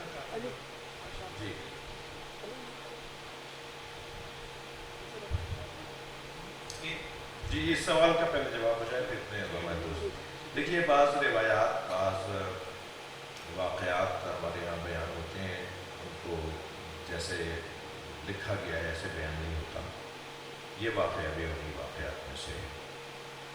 یہ بات علیحدہ ہے جو میں نے ابھی کی ہے، اور یہ بات علیحدہ ہے کہ کیا مولا مردے کو زندہ کر سکتے ہیں نہیں. یہ ایک علیحدہ بات ہے. مولا علی تو مولا علی مقداد بھی مردوں کو زندہ کر سلمان نے مردوں سے ان کو زندہ کر کے بات کی ہے. حضرت اور پھر ہم تو آج اس زمانے کے اندر بعض شخصیات کو میں جانتا ہوں. ابھی پچھلے دنوں ایک بہت بڑے اللہ کے ولی کا انتقال ہوا ہے کہ جنہوں نے ایک بچے کو زندہ کر دیا. اچھا کیا کروں کہ یہ والی جو گفتگو ہے نا یہ کچھ نافہموں اور بد ہضموں کے تک پہنچ جاتی ہے. تو وہ پھر کہتے ہیں جی یہ کیا باتیں کر رہے ہیں. ایک ہمارے شیعہ قبیلے کے یعنی ہماری قوم کے ایک میری ایک جگہ کے خطاب کا ایک حصہ ہے جس کے انہوں نے پھر مذاق بنایا کہ دیکھو مولانا کیا باتیں. تو ہمارے یہاں کیونکہ ممبر پہ مائک پر اس طرح کی بہت ساری باتیں ہوں کا ہمیں احتیاط نہیں ہوتی ہے. تو یہ مولا علی نہیں، مولا کے غلام یہ کام کر سکتے ہیں کہ کسی مردے کو زندہ کر سکتے ہیں. اس لیے کہ یہ قرآن نے قاعدہ دیا ہے کہ اگر کوئی قرآن کا عامل ہو جائے، کوئی قرآن پر عمل پیرا ہو، قرآن کی آیات پر عمل کر رہا ہو، اللہ کے کلام پر عمل کر رہا ہو، سیرت بہ الجبال قطعت بہ الارض وکلم بہ الموتیٰ. اس قرآن میں اتنا دم ہے کہ کوئی اگر عامل قرآن ہو جائے تو مردوں سے بات ہو سکتی ہے. مردوں سے بات کرنے کا مطلب ہے مردوں کو زندہ کر دیا جائے، مردے سے گفتگو کی جائے. تو یہ بہت زیادہ کوئی بڑی بات نہیں ہے. لیکن یہ جو واقعات ہیں یہ بات تو پہلے آپ کے ذہن میں رہے کہ جتنی اچھی توحید ہماری کتابی ہے نا اتنی بیانی نہیں ہے. ہماری کتابوں میں جتنی اچھی توحید ہے اتنا اچھا بیان ہمارا توحید کا نہیں ہے. تو ہمیں اس بات کا خیال رکھنا چاہیے کہ ائمہ اہل بیت کے ہاں جو عقیدہ توحید کا بیان اور اس کی خاطر قربانیاں ہیں، کہیں ہمارا کوئی حرف، کوئی لفظ، کوئی بات، کوئی جملہ، کوئی فضیلت کے نام پر، کوئی عظمت کے بیان میں کوئی ایسی بات ہماری طرف سے نہیں ہونی چاہیے جو ائمہ اہل بیت کے ہدف زندگی سے ہٹ کر. جی اور محمد و آل محمد صلوات.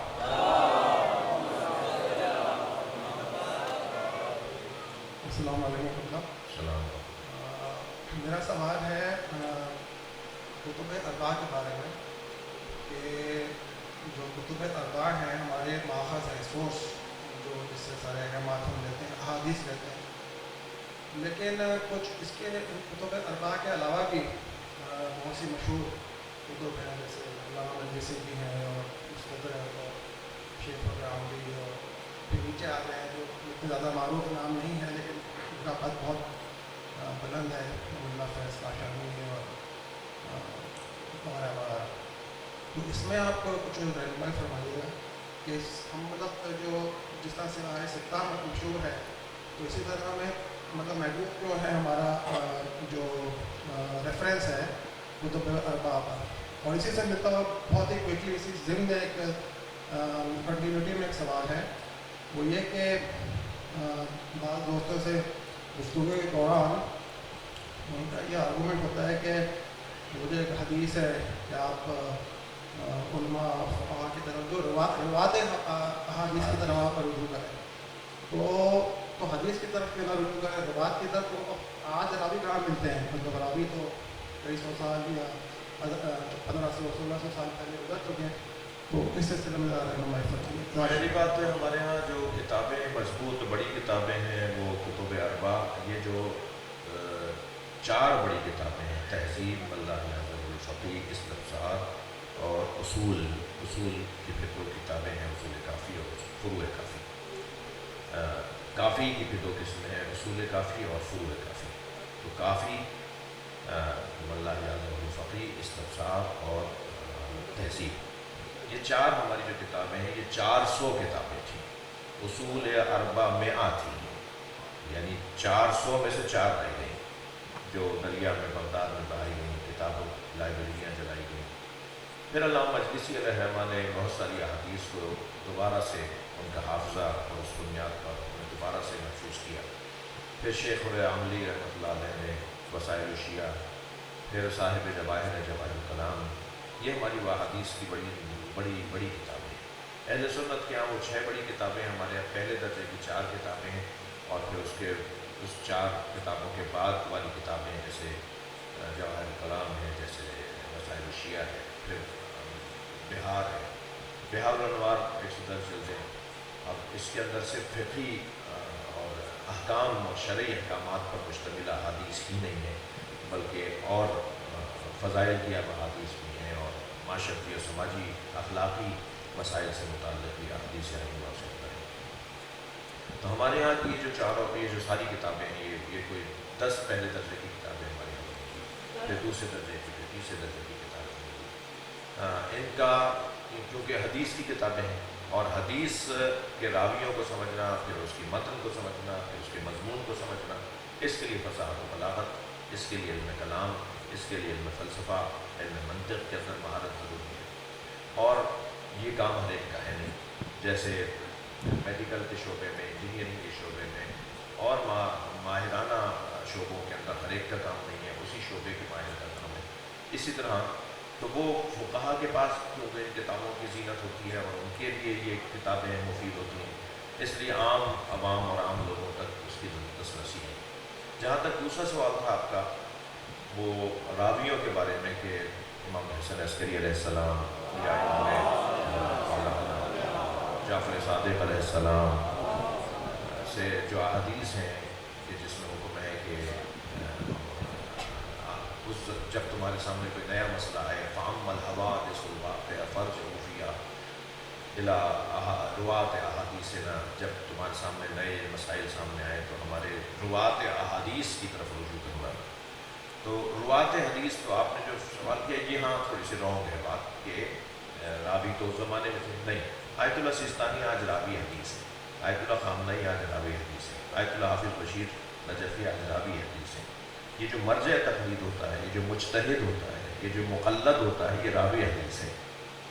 یعنی انہیں اجازت دیا ہے آیت اللہ خوئی نے، آیت اللہ خوئی کو آیت اللہ نائینی ہے، آیت اللہ نائینی کو آیت اللہ حائری ہے، آیت اللہ حائری کو مثلاً علامہ جو ہے وہ اصفہانی نے، مثلاً ان کو یہ جیسے شجرے ہوتے ہیں نا، ایسے حدیث کے بھی شجرے ہیں۔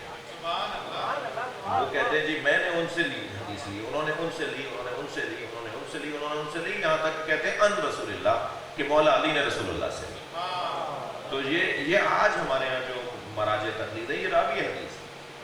تو راوی حدیث کا مطلب یہ نہیں کہ ائمہ کے زمانے میں، یعنی ائمہ سے ظاہر ہے ائمہ کی جو 255 ہجری تک جو ہے وہ غیبت صغریٰ شروع ہوئی، پھر 365 میں غیبت کبریٰ شروع ہو گئی، تو 365 ہجری کے بعد کیا راوی ختم ہو گئے؟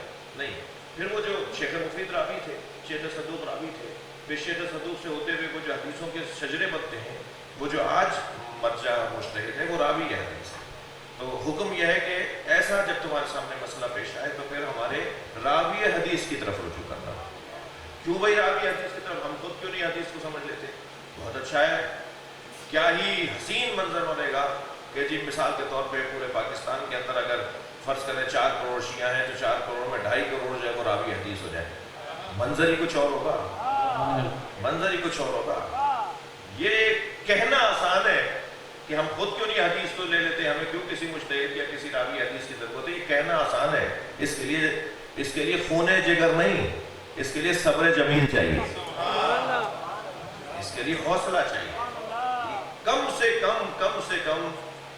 کم 14 ورنہ 24 امور 24 علوم میں پی ایچ ڈی ہوتا ہے مجتہد۔ ہمارے یہاں 2 P H D holder, double doctor اگر کوئی ہو، ڈبل پی ایچ ڈی اگر ہو تو اس سے پوچھے کہ اس نے کیا کیا ہے، جتنی محنت کی اس نے۔ 14 سے 24 موضوعات کے اندر وہ پی ایچ ڈی ہوتا ہے، ماہر ہوتا ہے، ایکسپرٹ ہوتا ہے، تب جا کے وہ اس قابل ہوتا ہے کہ وہ قرآن اور حدیث کے جو رموز ہیں ان سے آشنا ہو سکے۔ میرا اور آپ کا کلام جوش کا اگر مصرع بچہ سمجھ لگے تو جوش تو ممبر سے اتر جائے. اور امام زمانہ اور امام جعفر صادق کی حدیث آپ سمجھ رہے ہیں, یعنی میں سمجھ رہا ہوں, تو اس کے لیے کچھ بیس چاہیے نا, علمی بیس چاہیے. جوش ملی آبادی نے ایک مصرے کے اوپر ایک بچے نے داد دے دی تو ممبر سے نہیں اترا ہے, کہنے میرے اگر مصرے بچے سمجھتے ہیں تو آئندہ میں پڑھوں گا ہی. اور امام جعفر صادق کی حدیث کو کہہ رہے ہیں کہ میں سمجھتا ہوں, مجھے کسی مجتہد کی ضرورت نہیں ہے. تو بھائی اس کے لیے بیس چاہیے, اس کے لیے قابلیت چاہیے. اچھا جتنی قابلیت بڑھے گی اتنا اچھا سمجھیں گے. تو یہ حقائق ہیں, بعض لوگوں کو یہ حقائق کڑوے لگتے ہیں, ان کی مرضی ہے, مگر فیصلے نہیں بدلیں گے, اصول نہیں بدلیں گے. مجھے بدلنا ہوگا, اصول نہیں بدلیں گے. جی صلوات پڑھیے. جی السلام علیکم, میرا نام سلیم حیدرآبادی ہے. میرے دو سورہ یوسف پہ دو جہتوں پہ میں آپ کی توجہ چاہوں گا کہ ایک تو قرآن پاک میں یہ ذکر ہوا جس میں ایگریکلچر سائنس کا ہے کہ جب انہوں نے خواب دیکھے تو آپ نے کہا کہ اپنے غلے کو جو ہے محفوظ کر لو, اور اس میں انہوں نے جو ترکیب یا جو فارمولہ بتایا جناب یوسف نے, وہ یہ بتایا کہ غلوں کو کے سٹوں کے اندر محفوظ اگر کر لو گے تو وہ تمہارے لیے خراب نہیں ہوں گے. تو آج کی ایگریکلچر سائنس نے یہ ثابت کیا کہ اگر غلے کو اس کے اپنے اصل سٹے کے اندر یا بالی کے اندر محفوظ کر لیں تو وہ خراب نہیں ہوں. تو ایک تو یہ سورہ یوسف کے جی چھلکے کے اندر, اور دوسرا ایک میں نے تفسیر پڑھ رہا تھا تو اس میں تھا کہ جو عام ہم لوگ سمجھتے ہیں کہ جو سانپ ہے وہ سانپ کو سنائی نہیں دیتا, وہ اس سے محروم ہے. جناب یوسف کو کنویں میں پھینکنے سے پہلے سانپ سنا کرتے تھے. یہ تفسیر میں نے پڑھا کہ جناب جبرائیل جب آئے اور جناب یوسف کی طرف ایک اژدہا بڑھنے لگا ان کو نقصان پہنچانے کے لیے, تو وہ اتنے زور سے چیخے جناب جبرائیل کہ اس کی سماعت سے وہ محروم ہو گیا, اور اس کے بعد سے سانپ کی نسل پہ وہ سماعت کا عنصر ہی ختم ہو گیا. جناب یوسف کے واقعے سے پہلے جانوروں میں یعنی سانپ میں وہ سماعت کا بھی عنصر تھا. آپ اس کی تصدیق فرمائیں. ایسے ہی ہے, ایسے ہی ہے. جو حضرت ایک صلوات پڑھیں, ایسا ہی ہے. حضرت یوسف کو جب کنویں میں پھینکا گیا تو اتفاق سے یہ وہی کنواں تھا جس میں سانپ زیادہ رہتے تھے. یعنی یہ بھائی جانتے تھے کہ یہ بھائی ہمارا, یعنی حضرت یعقوب کے بیٹے حضرت یوسف کے بھائی یہ جانتے تھے کہ ہم نے اگر یوسف کو یہاں پھینکا تو یا تو ڈوب کر مرے گا, وہ یہ بھی ساتھ چاہتے تھے, یا سانپ کھا جائیں گے اس کو.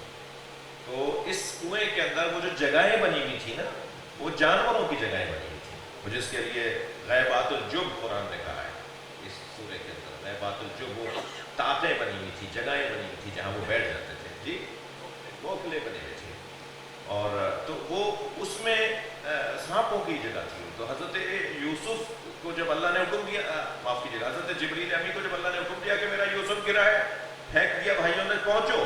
جیسے ہم نے ایک مجلس میں بیان کیا کہ 4 جگہ حضرت جبریل امین نے فرمایا کہ مجھے اللہ نے سرعت کے ساتھ جلدی پہنچنے کا حکم دیا, اور میں یوسف کے کنویں میں پھینکتے ہوئے جتنی سرعت سے پہنچا ہوں ان 4 جگہوں میں سے ایک جگہ وہ تھی, مگر مجھے اتنی دیر ہو گئی تھی کہ یوسف کی پنڈلیاں پانی میں چلی گئی. اتنی جلدی میں پہنچا, تب بھی اتنا ہو گیا تھا, اور میں نے کنویں کے تہہ میں رکھے ہوئے پتھر کو اوپر کیا, بلند کر دیا تاکہ یوسف کے پیر اس پہ ٹک جائے. اور جیسے ہی پیر اس کے ٹکے تو انہیں سکون ہوا کہ میں ڈوب نہیں رہا ہوں. اور پھر وہ سانپ باہر نکلنے لگے. خاص طور پہ وہاں ایک بہت بڑا اژدہا تھا. یہ حدیث میں ہے, بالکل صحیح آپ نے فرمایا. بہت ساری باتیں, بلکہ اکثر باتیں رہ جائیں گی, رہ گئیں کہ جب حضرت وہ سانپ حضرت یوسف کی طرف بڑھا تو حضرت جبریل امی نے اس سانپ کو روکا ہے اور حضرت یوسف تک اسے آنے نہیں دیا, اور اس وقت تک حفاظت کرتے رہے جب تک کہ وہ قافلہ پہنچا جنہوں نے ڈول ڈالا. اور پھر ڈول کے ڈلنے پہ حضرت یوسف نے آواز دی کہ میں اس کنویں کے اندر ہوں, اور پھر انہیں اس رسی سے باہر نکال کر پھر وہ آگے کی آیات میں انشاءاللہ بیان ہوگا. اشرف بھائی اس کے بعد فہد سے سوال لیں. آپ تک آ رکھیے.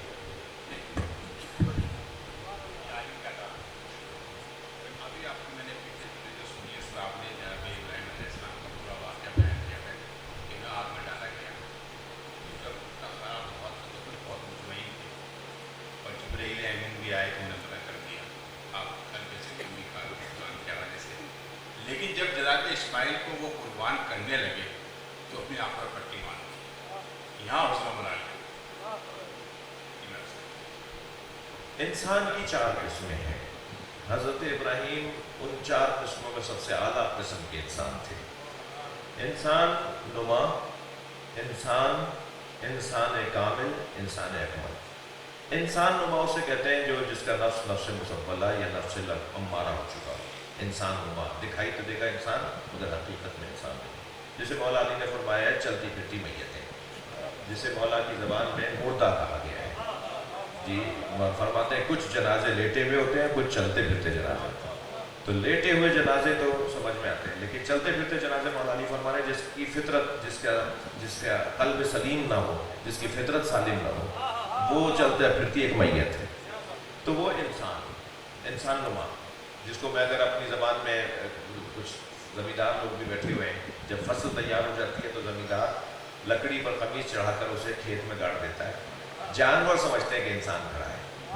تو ہمارے معاشرے میں بھی مولا علی فرما رہے ہیں کچھ لوگ چلتے پھرتے نظر آتے ہیں، لوگ سمجھتے ہیں انسان جا رہا ہے، جبکہ وہ کبھی کوئی بندر ہوتا ہے، کبھی کوئی ہاتھی ہوتا ہے، کبھی کوئی سانپ ہوتا ہے. تو انسان نما لوگ.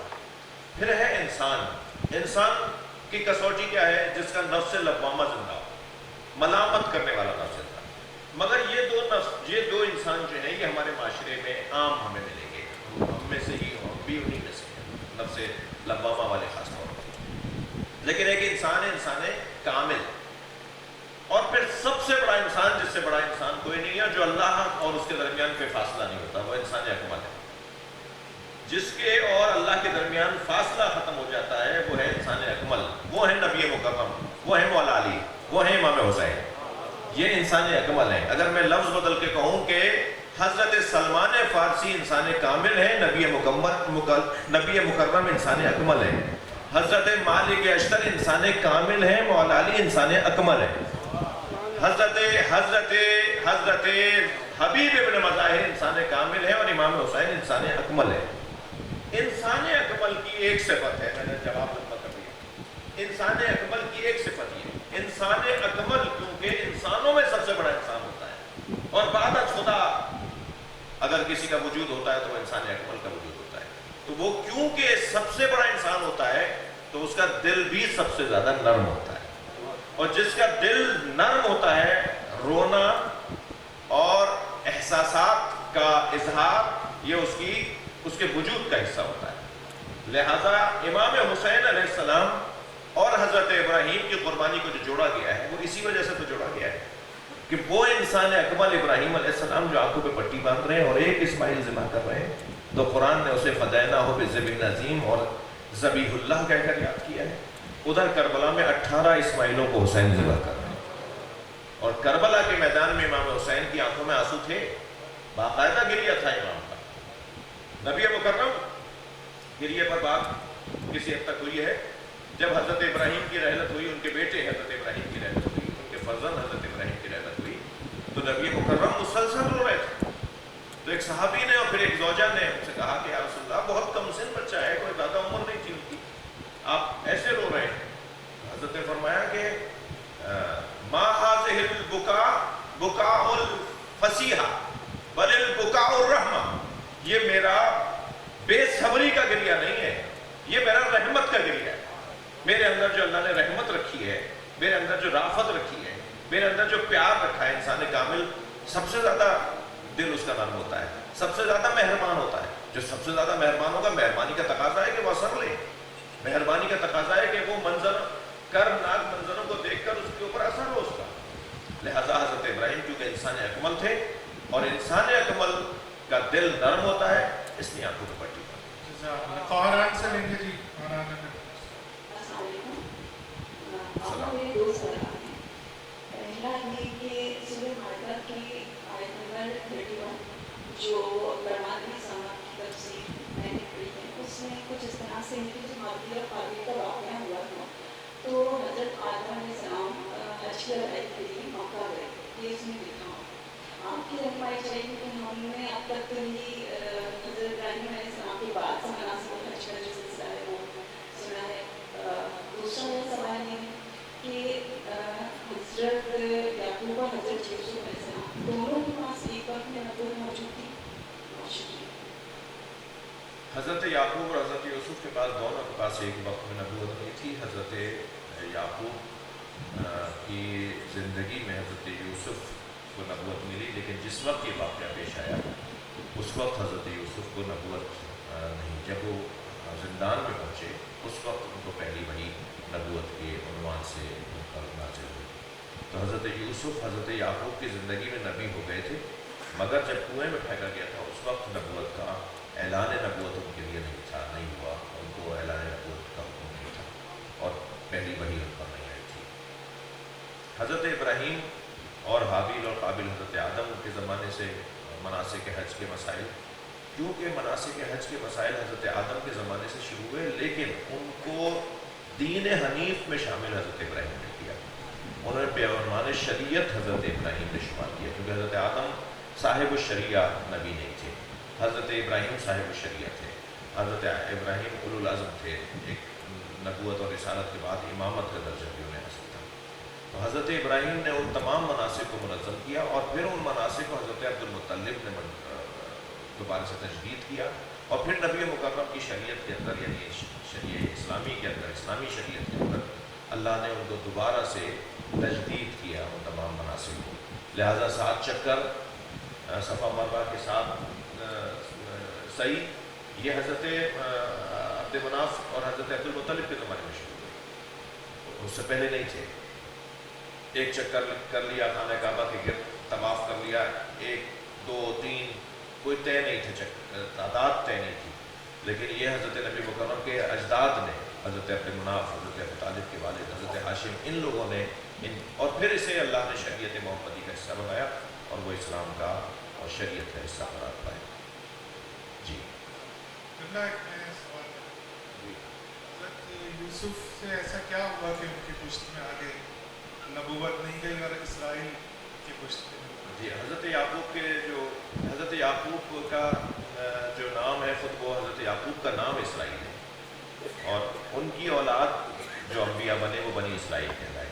हज़रत यूसुफ से जो नबूवत का सिलसिला आगे नहीं बढ़ा, बल्कि हज़रत याकूब के और बेटे लावी से वो नबूवत का सिलसिला आगे बढ़ा और फिर हज़रत ईसा हज़रत याकूब के लावी बेटे से हज़रत ईसा का शजर जाके मिलता है, उनके वालिद इब्राहीम, उनके नाना इब्राहीम का शजर जाके मिलता है और ये पूरा नबूवत का सिलसिला यूसुफ अलैहिस्सलाम की नस्ल के बजाय दूसरे भाई की नस्ल में आ गया। उसका एक जो बड़ा सबब लिखा गया है वो ये कि जब हज़रत याकूब हज़रत यूसुफ से मिलने के लिए आए, पहले तो ये कि जब मालूम हो गया कि यूसुफ ज़िंदा है, भाइयों ने जाके बताया, वो गंदुम लेने गए थे, जो आगे आएगी ये गुफ्तगू आगे की आयात में, शायद आइंदा साल तौफीक होगी तो ये वाली गुफ्तगू आगे आएगी।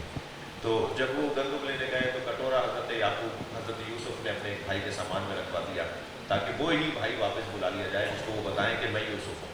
वो भाई तो पहचान नहीं पाए थे सारे भाई के, ये यूसुफ है, ये अजीज़ मिस्र, ये वही हमारा भाई है जिसे हमने कुएं में फेंका था। मगर जब वो कटोरा गुम होने का शोर मचा और सिपाही दौड़े कि तुम्हारे सामान में हमारी कोई चीज़, दरबार की कोई चीज़ आ गई है, महल की कोई चीज़ तुम्हारे सामान में आ गई है, तो तलाशी जब मची तो उन्हीं भाई के जिनके सामान में हज़रत यूसुफ ने वो कटोरा रखवाया था, तो उसी भाई को ले आए वापस। वो भाई जो हज़रत यूसुफ के सगे भाई उन्हें ले आए वापस। और जब उन्हें लेकर आए तो उन्होंने उनको कहा कि मैं यूसुफ हूँ और तुम मुझे नहीं पहचान पाए, मैं वही हूँ जिसे भाइयों ने फेंक दिया।